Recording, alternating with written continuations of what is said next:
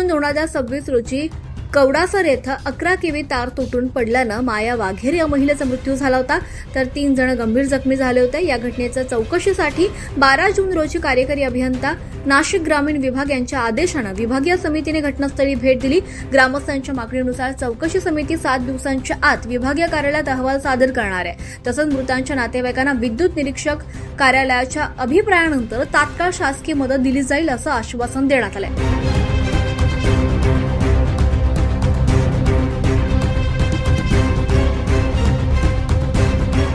येत्या सोमवारी म्हणजेच 15 जून 2026 रोजी आंबेगाव येथे जखमींसाठी वैद्यकीय मदतीबाबत चौकशी समिती पुढील निर्णय देईल। सध्या रुग्णालयात उपचार घेत असलेल्या चंद्रकला राऊत, सुनीता चौधरी, कृष्णा राऊत आणि अरुण चौधरी यांच्या पुढील उपचाराचा खर्च आणि कुटुंबाच्या उदरनिर्वाहासाठी तातडीनं आर्थिक मदत देण्याचं लेखी आश्वासन महावितरणानं दिलंय। तसेच उपचार घेत असलेल्या रुग्णांना जर कोणत्याही प्रकारची हानी पोहोचली तर त्यास महावितरण जबाबदार राहील असं देखील सांगण्यात आलंय।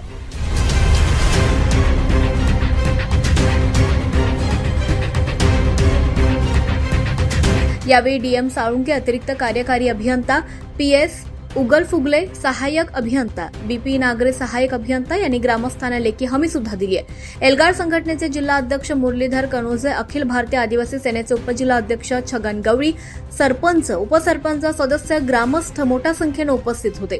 घटनेला 9 दिवस उलटून देखील अद्याप दोषींवर कारवाई झाली नसल्याचं ग्रामस्थांनी म्हटलं आणि त्यामुळे आता ग्रामस्थांमध्ये नाराजी आहे।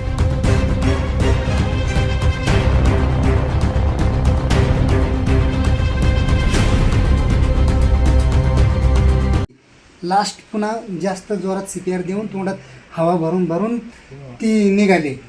ती योगायोग काही आमचे सर्व ग्रामस्थ चांगले तिथं न थांबवता ती इमिजिएटली तिथं पोहोचली।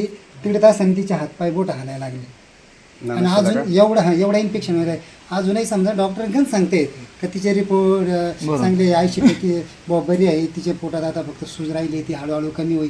पण उद्या भविष्यात ती रक्त झालेलं आहे, भविष्यात उद्या जर काही कमी जास्त झालं तर जबाबदार कोण? नंतर तुम्ही हा झटकून म्हणजे ऑलरेडी तिला धरेल मी पण दुसरे सर्व माझे पण अक्षरशः ही तुमची लाईट जशी ऊसात रस ऊस घालते नाही का, वडत आहे इथं पूर्ण फिलिंग झाली। इथं दबाव येईल, मी झाटा कधी कोणाला घाबरत नाही, कोणत्या अधिकाऱ्याला कळलं कोणालाच घाबरत नाहीये।